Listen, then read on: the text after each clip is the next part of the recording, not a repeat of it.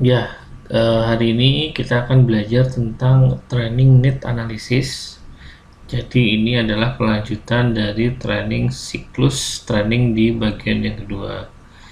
Nah, kalau kita lihat pengertiannya, training need analysis itu adalah serangkaian kegiatan yang dilakukan untuk mengidentifikasi masalah yang muncul di tempat kerja.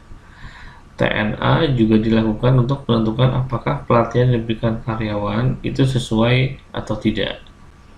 Nah, secara garis besar, TNA bisa dilakukan berdasarkan 3 data yang sudah ada di rata-rata perusahaan yang sudah berjalan. Yang pertama adalah dari sisi bisnis proses, yang kedua adalah dari hasil tes kompetensi atau ada hasil kompetensi assessment, yang ketiga adalah hasil performance appraisal. Oke, nah kalau dilihat dari tujuannya, TNA itu ada 3. Yang pertama, melakukan aktivitas TNA untuk kebutuhan organisasi.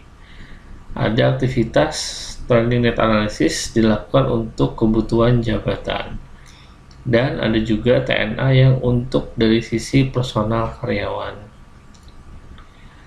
Kalau dari sisi bisnis proses kita sudah bahas di video yang kedua. Nah, TNA ini contoh adalah dari hasil tes kompetensi atau kita melihat dari kebutuhan jabatan. Contoh di sini ada 5 jabatan, 5 karyawan dengan jabatan waiters, dan dalam standar kompetensi yang sudah ditentukan ada 4 standar kompetensi yang harus dipenuhi.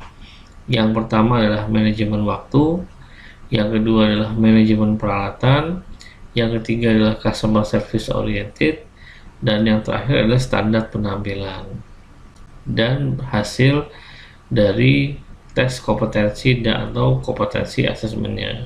Nah, jika dilihat dari hasil tes kompetensi atau asesmen kompetensi di atas, maka untuk kebutuhan training jabatan waiters adalah untuk karyawan bernama Abdul, nilai yang paling jelek adalah di manajemen peralatan. Secara otomatis yang dibutuhkan training oleh karyawan yang bernama Abdul adalah training tentang manajemen peralatan. Contoh yang kedua, karyawan atas nama Kadir. Nah, di sini nilai kompetensi yang jelek adalah nilai training manajemen waktu dan manajemen peralatan. Maka perlu dilakukan proses pelatihan agar nanti hasil tes kompetensi atau kompetensi asesmennya akan meningkat. Nah, ini yang kedua. Jadi TNA ini menggunakan hasil data dari performance appraisal. Jadi contoh lagi adalah di jabatan waiters yang tadi dengan nama karyawan yang sama. Di sebuah perusahaan ini performance appraisalnya dinilai dari 4 hal. Yang pertama adalah accountability, yang kedua adalah bagaimana manajemen breednya, ketiga budaya perusahaan, dan yang keempat adalah soft skill kompetensi. Jika dilihat dari performance appraisal, maka kebutuhan training jabatan adalah contoh karyawan yang bernama Amir. Di sini dia yang cukup rendah adalah di kompetensi manajemen breed. Maka karyawan atas nama Amir perlu diberikan training yang tujuannya untuk meningkatkan indikator dari manajemen breed dalam performance appraisal. Nah, kesimpulannya TNA itu dilakukan berdasarkan kebutuhan organisasi, berdasarkan materi sebelumnya juga dapat disimpulkan. Jadi TNA untuk kebutuhan organisasi dianalisis melalui yang namanya bisnis proses.